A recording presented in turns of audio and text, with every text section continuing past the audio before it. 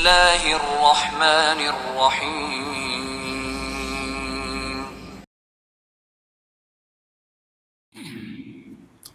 Assalamualaikum warahmatullahi wabarakatuh.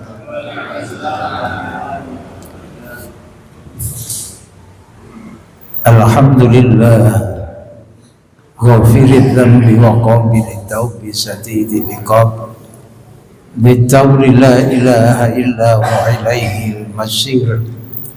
Asyhadu an la ilaha illallah rabbul arsil matin wa asyhadu anna Muhammadan abduhu wa rasuluh khatamul anbiya wal mursalin.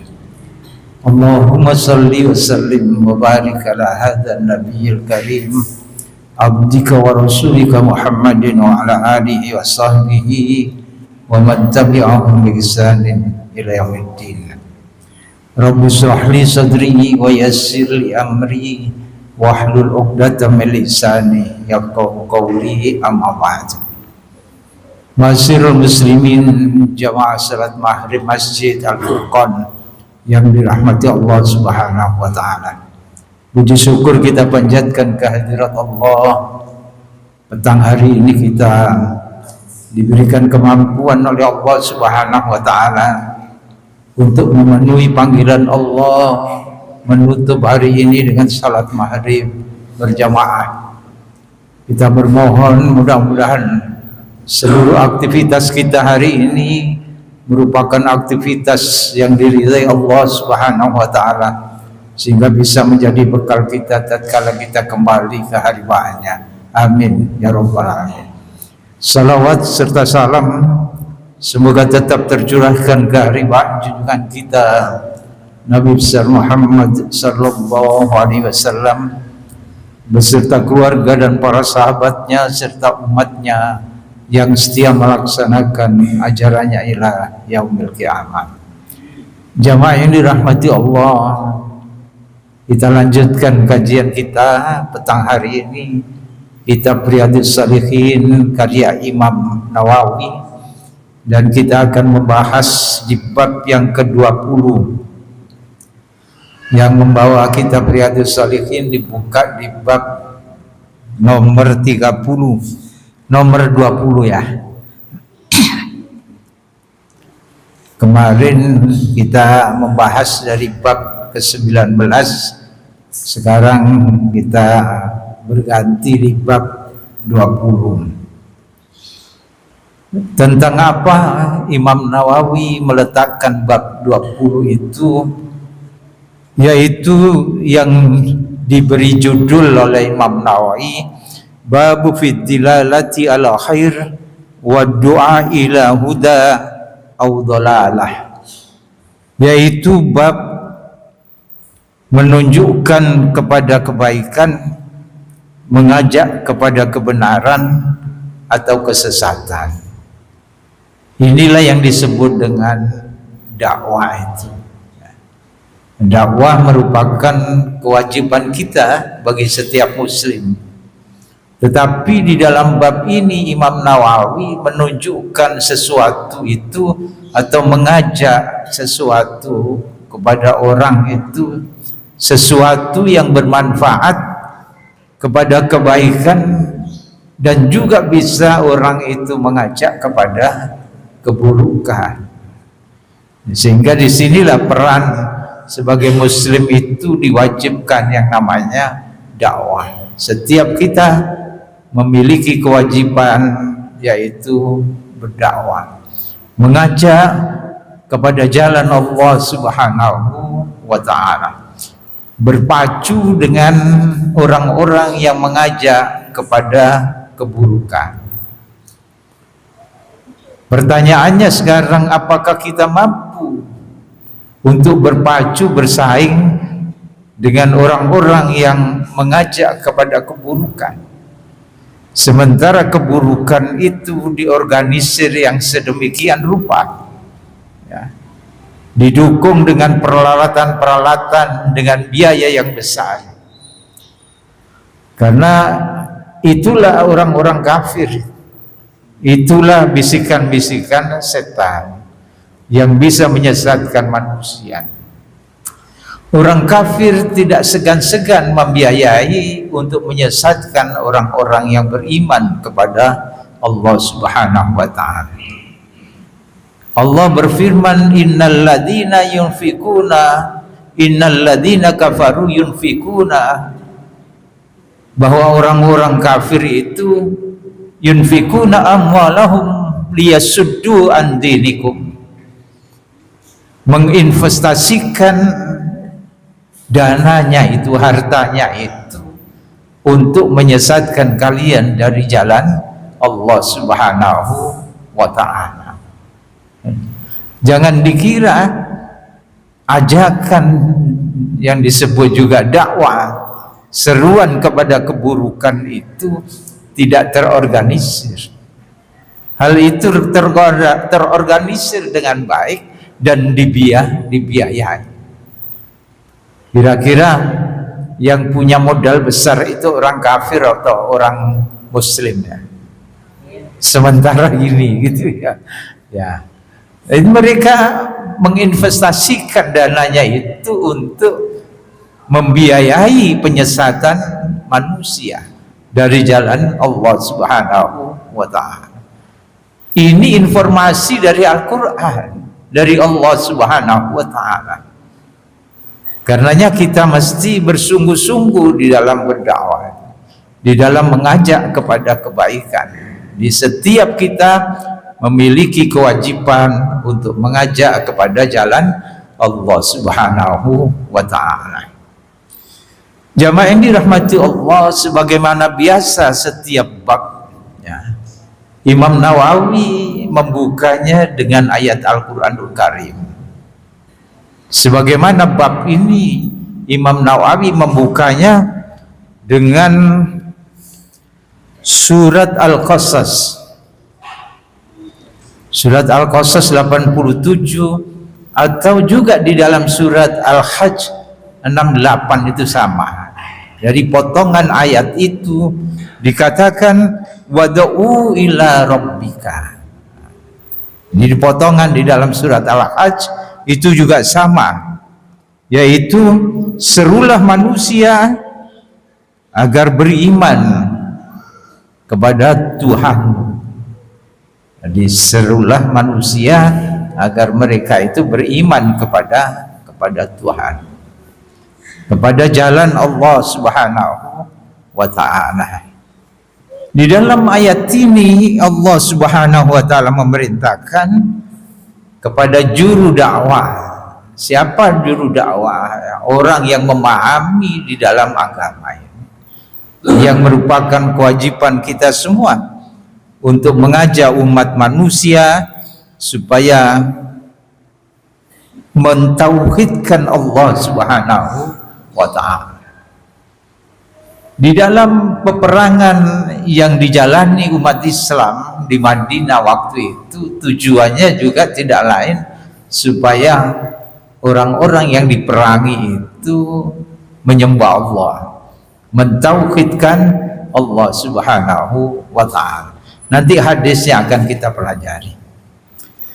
Lalu kemudian Imam Nawawi mengetengahkan lagi surat An-Nahl ayat 125.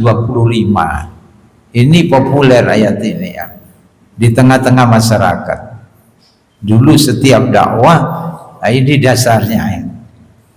Bagaimana dasar-dasar dakwah di dalam surat An-Nahl ini? Nanti kita mesti memahami sehingga cara kita berdakwah itu seperti apa, ini pedomannya. Tidak boleh kita melanggar ketentuan Allah Subhanahu wa ta'ala. Ya, nanti akan kita pahami. Di dalam surat An-Nahl itu Allah Subhanahu wa ta'ala berfirman, a'udzubillahi minasyaitonir rajim, ud'u ila sabili rabbika bil hikmati wal mau'izatil hasanah wajadilhum billati hiya ahsan inna rabbaka huwa a'lamu biman dhalla an sabilihi wa huwa a'lamu bil muhtadin. Kata Allah Subhanahu wa ta'ala, serulah manusia, ajaklah manusia itu kepada jalan Tuhanmu, jalan Allah Subhanahu wa taala, yaitu dinul Islam ini. Agama ini, kalau wasiat Nabi Ibrahim alaihi salam, ketika Nabi Ibrahim berwasiat kepada anak cucunya, waktu itu diabadikan Allah Subhanahu wa taala, ditunjukkan kepada anak keturunannya, wa wassa biha Ibrahimu banihi wa Yaqub innallaha astafa lakumuddin fala tamutunna illa wa antum muslimun. Ketika Nabiullah Ibrahim alaihissalam berwasiat kepada anak-anaknya, anak keturunan, begitu pula Yakub, ya. Yakub juga berwasiat sebagaimana kakeknya, yaitu Nabiullah Ibrahim alaihissalam berwasiat waktu itu. Apa wasiat Nabi Ibrahim alaihissalam? Wa wassa biha Ibrahimu banihi wa Yaqub innallaha astafa lakumuddin fala tamutunna illa wa antum muslimun. Wasiat Nabi Ibrahim alaihissalam kepada anak cucunya bahwa Allah itu telah memilihkan kepada kalian agama ini, yaitu Islam. Ini untuk kalian. Allah telah memilihkan bagi kalian itu pedoman hidup, yaitu al-Islam itu. Untuk apa kalian berpedoman kepada al-Islam? Karena begitu cintanya Allah Subhanahu wa taala kepada hamba-hambanya yang telah diberikan hidayah Islam, iman itu. Orang yang sudah diberikan hidayah iman itu berarti dia sudah diberikan kunci. Kunci apa? Untuk membuka pintu surga Allah Subhanahu wa taala. Itu kita terjemahkan begitu. Jadi kita yang sudah dikaruniai iman itu berarti kita sudah diberikan kunci oleh Allah Subhanahu wa taala untuk membuka pintu surga. Karenanya kunci itu mesti kita rawat dengan baik. Kunci kalau tidak dirawat gimana? Berkarat kunci itu. Kalau sudah berkarat, bisa enggak untuk membuka pintunya? Nah, bisa-bisa putus kunci itu. Itu kalau tidak dirawat, lebih-lebih kunci itu bisa hilang dari tangan kita. Karena digadaikan untuk hanya kepentingan dunia yang sesaat. Itu tidak sedikit orang yang menggadaikan kuncinya itu hanya untuk kepentingan dunia yang sesaat. Ya karena ketemu dengan orang ganteng gitu, kaya misalnya, kunci surganya itu dia gadaikan. Kalau menggadaikan masih lumayan, kadang-kadang bisa ditebus lagi. Kalau yang biasa gadai no barangnya. Itu kalau punya uang bisa menebus lagi. Nah, kalau tidak punya biaya maka tidak bisa menebus kunci itu. Artinya apa? Kita tidak bisa memegang kunci dan tidak bisa membuka pintu surga itu. Karena begitu cintanya Allah kepada hamba yang beriman, maka tunjukkan inilah pedoman hidup bagi kalian. Kalau kalian berpedoman dengan agama ini, pesan Allah, wala tamutunna illa wa antum muslimun. Jangan sekali-kali kalian mati meninggalkan dunia ini kecuali kalian dalam keadaan muslim itu. Sehingga kalian benar-benar bisa membuka pintu surga dengan kunci yang telah diberikan kepada kalian. Itu bentuk cinta Allah kepada hambanya yang telah diberikan hidayah iman itu. Dan tugas kita adalah untuk merawatnya. Antara lain kita hadir bertaklim yang seperti ini adalah salah satu untuk merawat kunci hidayah iman kepada Allah Subhanahu wa ta'ala. Kalau kita tidak menghadiri hal-hal yang seperti ini, hal-hal yang mengingatkan kita kepada Allah Subhanahu wa taala, lama-lama ya bisa berkarat kunci itu. Orang tandanya semakin jauh dari Allah Subhanahu wa taala itu ada tahapan-tahapannya. Yang pertama itu tahapannya menjauhi masjid. Menjauhi masjid. Itu tanda-tanda sudah. Kalau orang sudah tidak lagi rindu terhadap masjidnya untuk sholat berjamaah, untuk bertaklim di dalam masjid itu, orang semakin jauh dari Allah Subhanahu wa taala.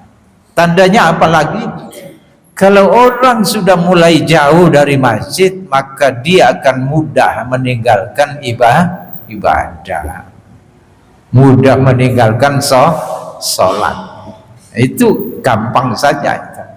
Jadi diawali dari jauh atau menjauhkan diri dari masjid. Ringan dia meninggalkan sholat, biasa saja. Sholat itu kan nomor loro. Nomor satu apa? Itu kalau sudah mudah meninggalkan ibadah, tahapan berikutnya. Nah, ini penyakitnya begitu, yang bisa menjangkiti diri kita. Kalau sudah mulai berani meninggalkan sholatnya, ibadahnya kepada Allah, maka ditambah lagi penyakit itu. Dia akan mudah untuk berbuat durhaka kepada Allah, berbuat maksiat, melanggar tata aturan Allah Subhanahu wa taala. Begitu setan itu mengiring kita perlahan-lahan, dan kita tidak terasa kalau kita digelincirkan oleh setan, godaan setan itu. Kalau sudah mulai mudah berbuat kemaksiatan, maka dia tidak akan suka untuk berbuat amal soleh. Orang yang sudah begini, maka hatinya bisa ditutup oleh Allah Subhanahu wa taala. Cahaya Allah tidak akan masuk ke dalam hati orang yang seperti ini. Karena kata Rasulullah sallallahu alaihi wasallam, orang yang bermaksiat kepada Allah, yang durhaka kepada Allah itu akan tumbuh bintik hitam di dalam hatinya. Mulai timbul satu, ditambah lagi maksiat, timbul lagi. Begitu seterusnya sampai hati itu menjadi hitam, tertutup dengan bintik-bintik hitam menutupi hati, sehingga hati tidak mampu lagi menerima cahaya petunjuk Allah Subhanahu wa taala. Kalau sudah begini, alirannya ya aliran sing maksiat, suka dengan perbuatan-perbuatan yang tidak diridhai Allah Subhanahu wa taala. Lebih-lebih melihat masjid itu ya berat untuk melangkahkan kakinya ke masjid. Lebih suka melangkahkan kakinya kemana? Ke banyak tempat itu ya selain masjid. Makanya beberapa kali saya juga sampaikan, andai kata kita hari ini, saat ini kita tidak datang ke masjid ini, apa sih yang kita lakukan? Andai kata di saat yang seperti ini kita tidak datang ke masjid bertaklim ini, lalu apa yang kita lakukan? Ya, maksiat kepada Allah Subhanahu wa taala. Minimal di rumah itu nonton TV, minimal. Kalau tidak membuka HP-nya, lalu apa yang kita tonton di situ? Makanya kita hadir di tempat yang seperti ini, bahkan diberikan motivasi oleh Rasulullah sallallahu alaihi wasallam. Ya, motivasinya apa? Bahwa setiap orang yang datang di majelis ta'lim yang seperti ini dimudahkan jalannya ke surga Allah Subhanahu wa taala. Itu motivasi yang mesti kita kejar. Bahkan setiap kita keluar dari rumah tinggal kita masing-masing, kita keluar langkahkan kaki kita menuju tempat ini sudah dijamin surga. Kalau kita dijamin surga itu senang apa enggak? Senang. Makanya yang hadir di majelis taklim itu mesti gembira semua, ya, gembira. Tidak ada yang datang majelis taklim terus ngeringi, itu tidak ada, ya, pasti gembira. Karena sudah dijamin surga, bahagia kita. Ditambah lagi ditenteramkan hati kita. Setelah ditenteramkan, dirahmati oleh Allah Subhanahu wa ta'ala. Tapi kita ini kadang-kadang tidak kepencut dengan rahmat Allah Subhanahu wa ta'ala. Malah ibu-ibu itu kepencutnya dengan Pak Rahmat. Karena kita tidak memahami tentang rahmat itu. Amal ibadah kita ini tidak mampu mengantarkan diri kita ke surga itu. Tidak cukup itu. Dari orang Surabaya gak cocok gitu. Tidak cocok. Sholat kita ini berapa waktu sih yang kita kerjakan? Kita umur sekian ini, berapa jam saja itu sholat kita. Sementara surga itu kenikmatan yang tidak terkira, ya. Kelezatan surga yang tidak bisa kita bayangkan. Mala ainun ra'at wala udhunun sami'at wala khatar ala qalbi basar. Tidak mampu, tidak terjangkau oleh pandangan mata kita, pendengaran kita, bahkan pikiran kita itu tidak menjangkau tentang keindahan surga. Dan yang hanya bisa memasukkan kita ke surga itu semata-mata karena rahmat Allah Subhanahu wa ta'ala. Ya, sudah tahu dikabarkan bahwa masuk surga itu semata-mata karena rahmat Allah, bukan amal kita. Maka yang kita kerja mestinya rahmat. Kadang-kadang kita nyepelehkan tentang rahmat ini. Kalau ada orang membaca Al-Quran, kalau kita mendengarkan bacaan itu, kita renungkan, apa sih janji Allah? Akan diberikan rahmat, ya. Kalau ada bacaan, orang baca Al-Quran, kita diam dan mendengarkan, menyimak bacaan itu, akan dirahmati Allah Subhanahu wa ta'ala. Kadang-kadang orang tidak terkepencut dengan itu. Makanya Allah berfirman, inna rahmat qaribum minal muhsinin. Rahmat Allah itu amat dekat dengan orang-orang yang berbuat kebaikan. Kalau kita berbuat kebaikan, hadir di tempat yang seperti ini, itu dekat dengan rahmat Allah Subhanahu wa ta'ala. Ditambah lagi kita yang hadir semua ini satu-satu itu jangan dikira Allah gak kenal gitu. Jangan dikira Allah dah kenal. Masih sing jenenge wangil Allah kenal gitu. Ya, kenal. Dan satu persatu itu dikenalkan di arsy Allah itu. Diumumkan di depan malaikat-malaikat Allah Subhanahu wa ta'ala. Si fulan itu juga hadir, si fulan itu hadir.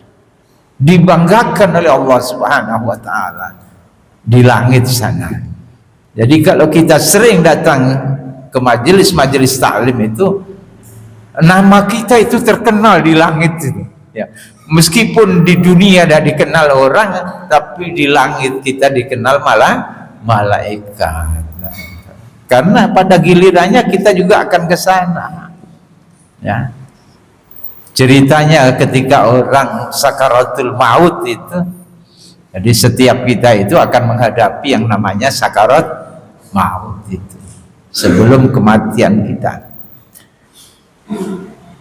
Jadi orang yang sudah wafat itu, orang sebagai orang yang beriman kepada Allah, seketika sakaratul maut itu turun malaikat-malaikat Allah Subhanahu wa ta'ala mempersiapkan untuk membawa ruh kita itu. Dibawakan kain kafan dari surga dan parfum yang begitu harum. Dan ketika ruh kita keluar, dan orang yang benar-benar imannya itu ruhnya keluar dengan penuh kehalusan, seperti air ini yang keluar dari botol ini, halus gitu. Itu masing-masing orang berbeda. Di sakarat maut itu ruh keluar itu berbeda. Yang banyak dosanya ya lebih sulit, tidak seperti air ini ya, lebih berat. Makanya sakaratul maut itu juga berat, sakitnya luar biasa, sesuai dengan amal perbuatan kita. Dan ketika roh ini keluar, dijemput oleh malaikat-malaikat Allah Subhanahu wa ta'ala. Roh dikafani dengan kain dari surga, dibawa ke langit. Dan setiap pintu langit dibuka, ditanyakan malaikat-malaikat langit, siapa ini? Nama kita yang dikenal tadi, malaikat kenal dengan kita, silakan masuk, terus naik ya, sampai langit yang ketujuh. Ruh kita disambut oleh para malaikat. Bagi nama-nama yang tidak dikenal oleh malaikat Allah Subhanahu wa ta'ala, tidak pernah hadir di majelis taklim yang seperti ini, malaikatnya ya tidak kenal gitu. Dan waktu sakaratul maut ya, malaikat ya enteng-enteng kira-kira gitu ya. Makanya kalau kalian tahu kata Allah, ketika orang yang durhaka kepada Allah itu sakaratul maut, ngeri namanya, dipendungi malaikat itu, keluar kamu, keluar. Karenanya di dalam buku karangan B. Arifin, kenal Pak B. Arifin Pak? Yang muda-muda ini tidak kenal B. Arifin ya. B. Arifin itu kalau di Jawa Timur ada B. Arifin, ini ngomongnya B. Arifin sendiri. Saya dulu sering mengikuti itu di Al-Falah ya, atau di Mujahidin. Kata B. Arifin, kalau di Jawa Timur ini ada B. Arifin, kalau di Jakarta ada Hamka. Itu. Ini berkenalan dengan baik, bersahabat dengan baik. Di dalam buku karangan B. Arifin itu, dalam judul Hidup Sesudah apa? Sudah Mati. Itu karangan B. Arifin yang populer waktu itu. Lalu disusun dengan Samudra apa? Al-Fatihah. Jadi dua buku ini karangan B. Arifin yang populer.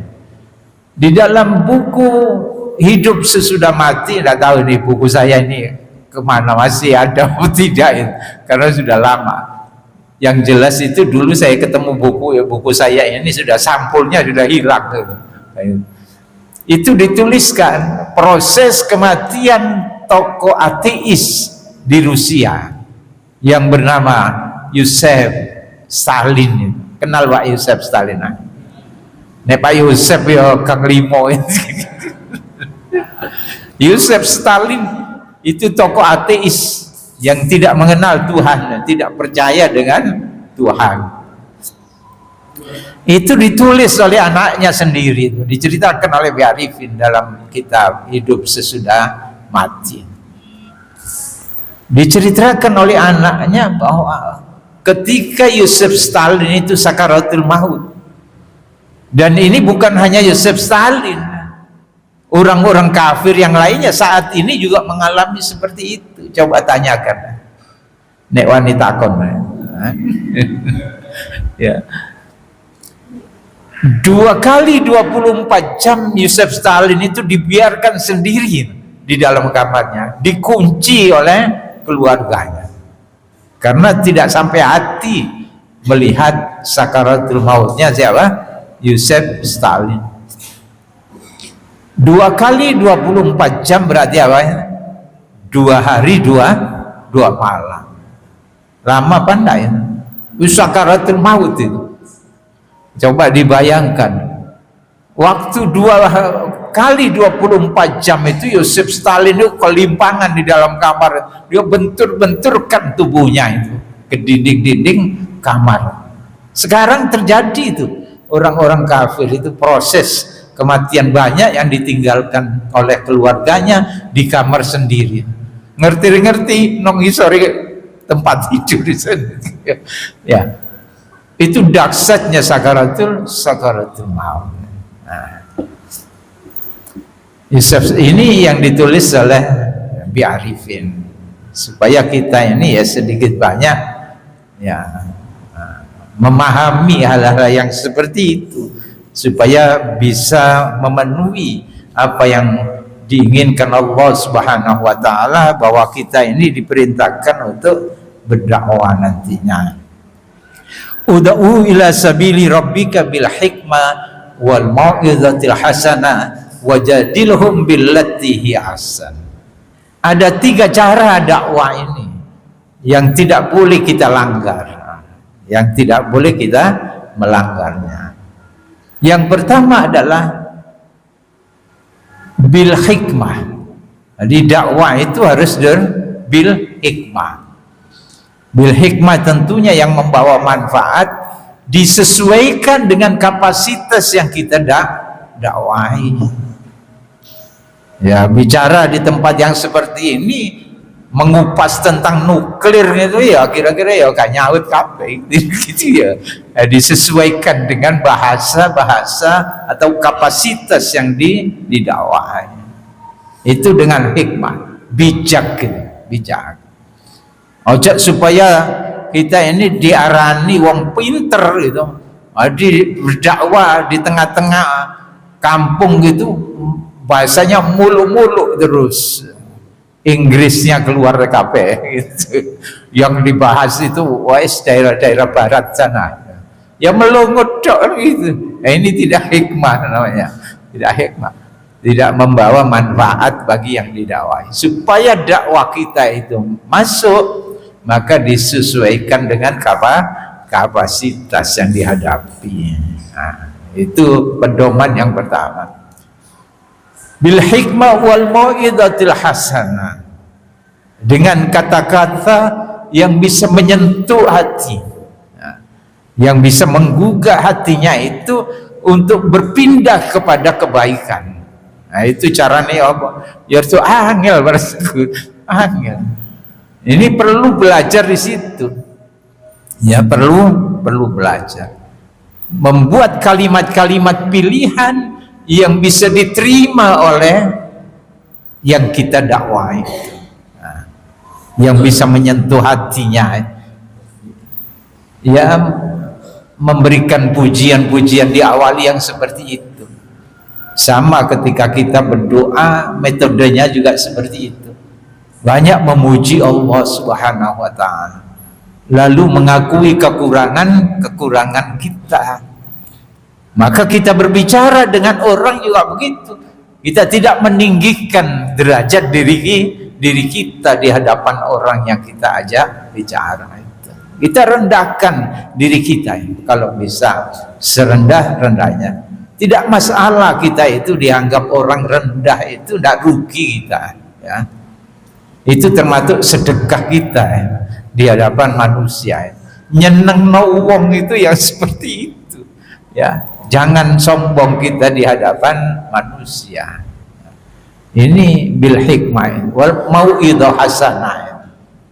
Jadi mau'izah hasanah itu ya jangan berapi-api lalu nyalano kono nyalano kini kan gitu. Ada ya. Lalu nyacat kono nyacat kini, dihindari dakwah-dakwah yang seperti itu. Caranya mengajak itu mesti penuh dengan rayuan. Rasulullah juga mengajarkan doa itu seperti itu. Diawali dengan memuji Allah Subhanahu wa ta'ala, mengakui diri kita ini rendah, bergelimang dengan dosa. Nah, setelah rendah diri kita, baru kita meminta itu, meminta. Sebagaimana nanti kalau kita ketemu di bab tentang zikir dan doa itu ada riwayat di sana. Sahabat Abu Bakar As-Siddiq radhiyallahu an pernah bertanya, pernah minta nasihat kepada Rasulullah sallallahu alaihi wasallam. Wahai Rasulullah, ajarkan kepadaku doa, yang doa itu nanti akan aku baca di dalam sholatku. Paling tidak setelah sholat itu dibaca. Lalu Rasulullah Sallallahu Alaihi Wasallam mengajarkan doa, dan ini dibaca, dipraktekkan terus, diamalkan oleh Abu Bakar As-Siddiq radhiyallahu anhu sampai wafat. Kalau itu disampaikan kepada Abu Bakar, yang berarti apa? Juga disampaikan kepada kita. Apa doanya? Nanti kalau di kitab Riyadhus Shalihin dibuka di bab tentang zikir dan doa. Allahumma inni zalamtu nafsi zulman katsira wa la yaghfiru dzunuba illa anta faghfirli maghfiratan min indik warhamni innaka antal ghafurur rahim. Jadi redaksional seperti ini. Susunannya itu begini. Allahumma inni zalamtu nafsi. Dibukanya doa itu dengan merendahkan dirinya, bahwa aku ini berbuat banyak kezaliman. Itu ngajari kepada Abu Bakar. Bagaimana kualitas Abu Bakar itu diajari doa, bahwa dirinya itu berbuat banyak dosa, berlumur dengan dosa, melakukan kezaliman, kedurhakaan kepada Allah Subhanahu wa Ta'ala. Itu diakui lebih dulu. Jadi mengakui jelek diri kita, sejelek-jeleknya. Allahumma inni zalamtu nafsi zulman katsira, ditambahin.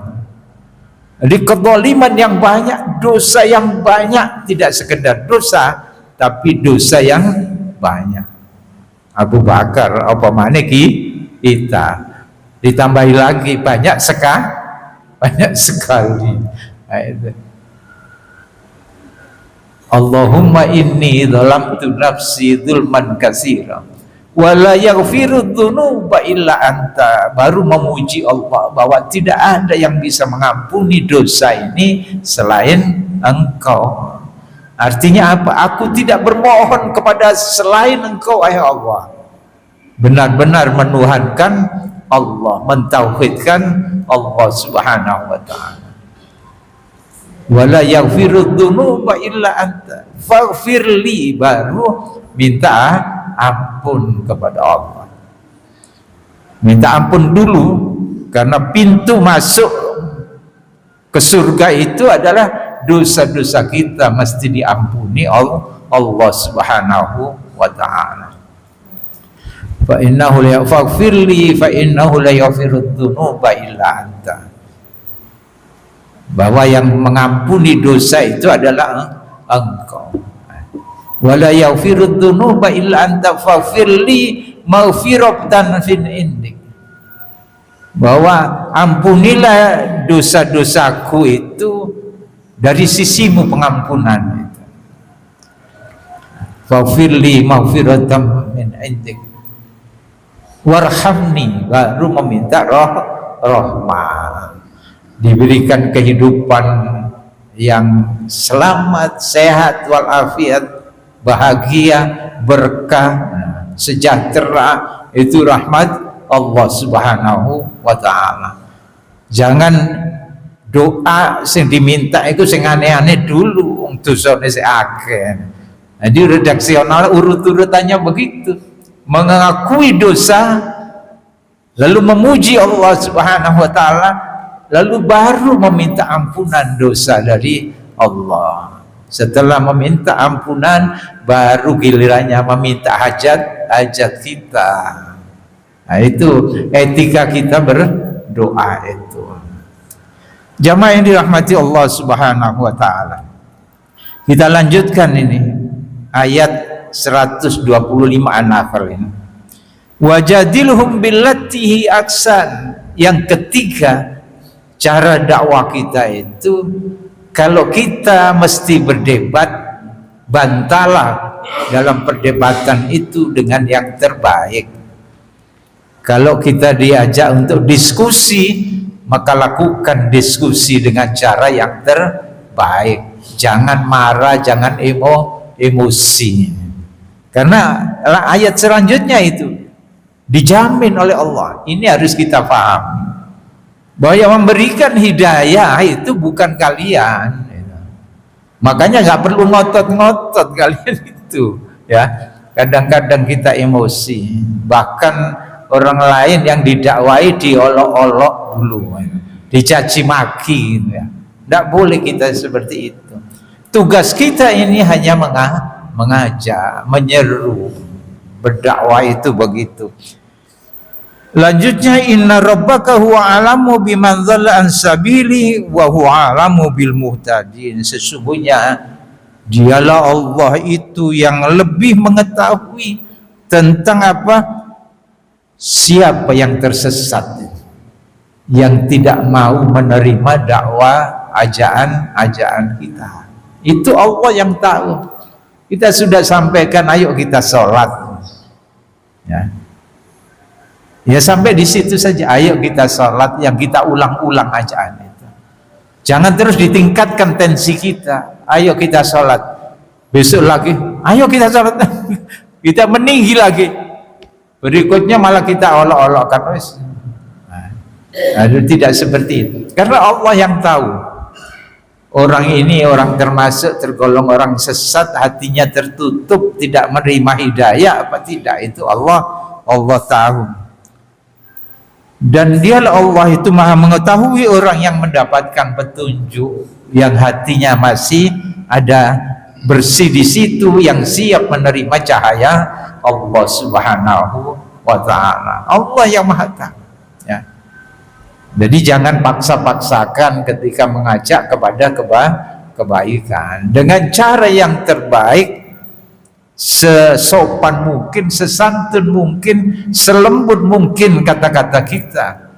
Karena hakikatnya yang memberikan hidayah itu adalah Allah Subhanahu wa ta'ala.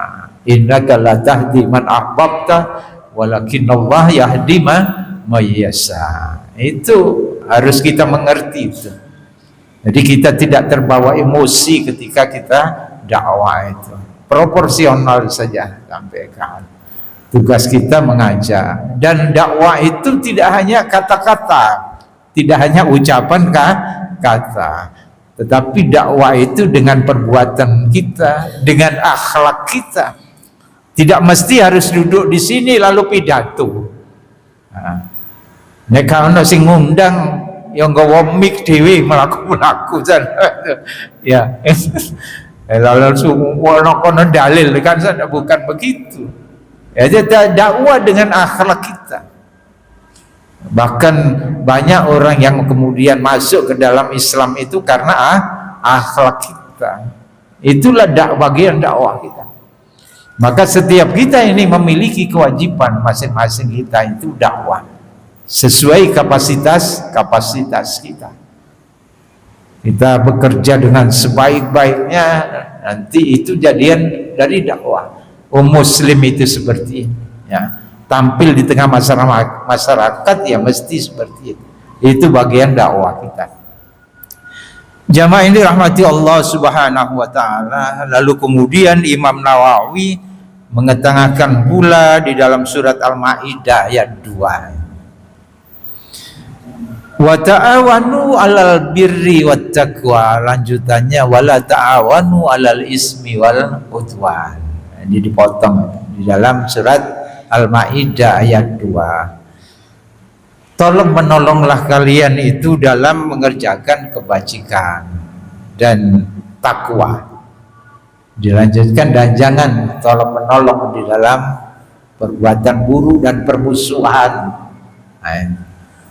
Karena ada tidak hanya orang itu bantu-membantu, tolong menolong di dalam kebaikan, dalam keburukan juga mereka juga tolong menolong gitu. Makanya jangan sampai kita kalah dengan orang yang tolong menolong di dalam keburukan.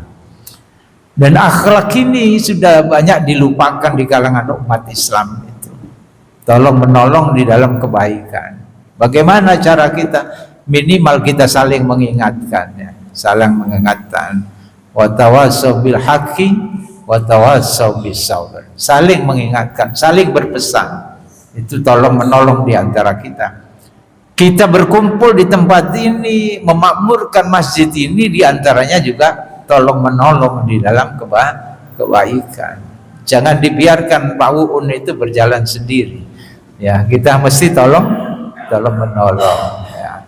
Jangan sampai surga itu dia dipe Pak Uun dewi kan gitu ya. Semuanya mesti harus masuk surga bersama-sama. Lalu kemudian ditambah lagi surat Ali Imran. Ini surat populer. Lebih-lebih orang Muhammadiyah itu pasti ini kenal ini dalilnya. Nek kenal ya, rada disangsikan ke Muhammadiyahnya. Ya. Wal takum minkum ummatu yad'una ilal khair wa ya'muruna bil ma'rufi wa yanhauna 'anil munkari. Ya, di dalam surat 4. Wal takum minkum ummatu yad'una ilal khair. Dipotong di situ oleh Imam Nawawi. Hendaklah di antara kalian itu ada golongan orang yang menyuruh kepada kebajikan. Menyeru kepada kebajikan itu tidak bisa dilakukan sendirian. Ini. Hendaknya kita itu berorganisasi, berkelompok bersama-sama, menambah potensi bersama, itu dakwanya itu lebih akurat dakwanya. Kalau sendiri bisa dilecehkan orang, dadi opo gitu, dadi opo. Kalau ini saya wingi wis nutur-nuturi wong kan bisa begitu. Mestinya kita berkelompok di situ. Ya. Makanya Allah sudah memberikan pelajaran di situ. Wal takum minkum ummatun yad'una ilal khair wa ya'muruna bil ma'ruf wa yanhauna 'anil munkar wa ulaika humul muflihun.